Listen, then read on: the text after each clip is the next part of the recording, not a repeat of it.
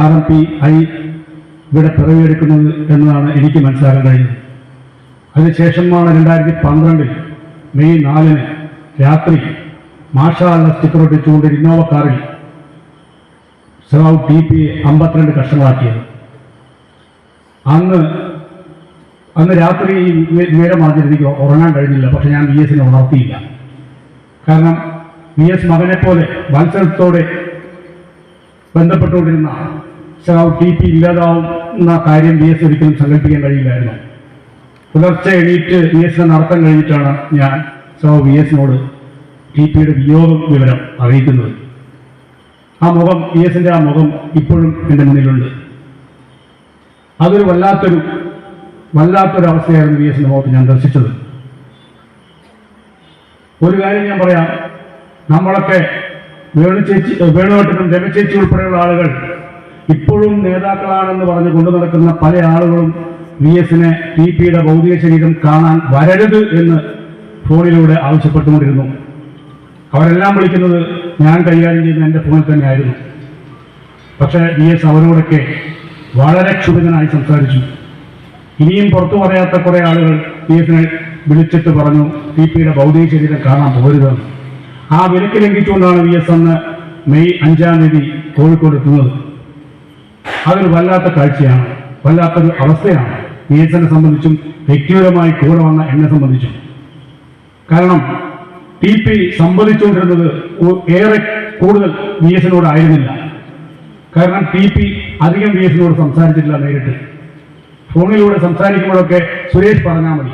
ഞാൻ അത്രത്തോളം ബഹുമാനവും അത്രത്തോളം സ്നേഹവും അത്രത്തോളം പിതൃവാത്സല്യം ആ TPക്ക് ഉണ്ടായിരുന്നു. അതുകൊണ്ട് ഫോണിൽ സംസാരിക്കാൻ പോലും TPക്ക് VSനോട് ഫോണിൽ സംസാരിക്കാൻ പോലും ഭയഭക്തിയായിരുന്നു എനിക്കറിയാമായിരുന്നു.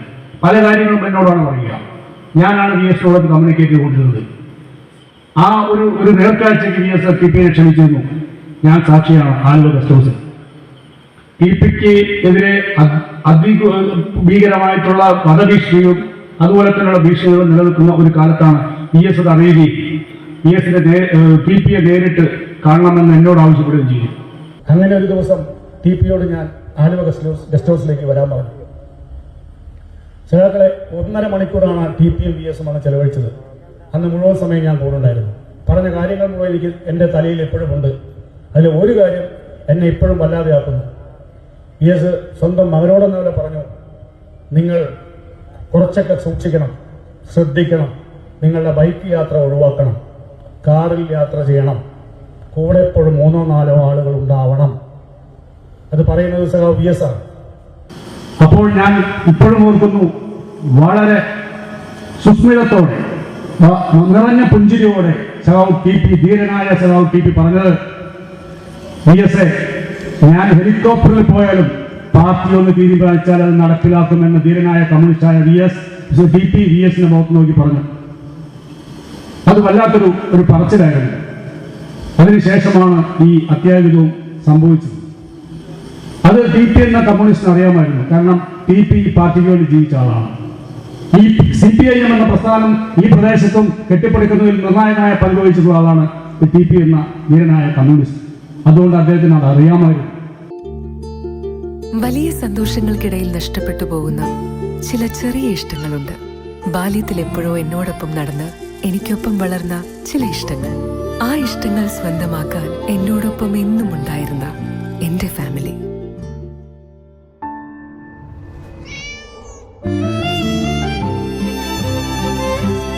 എന്റെ ഇഷ്ടങ്ങൾ എന്റെ ഫാമിലിക്ക് അറിയാം. Family wedding centre.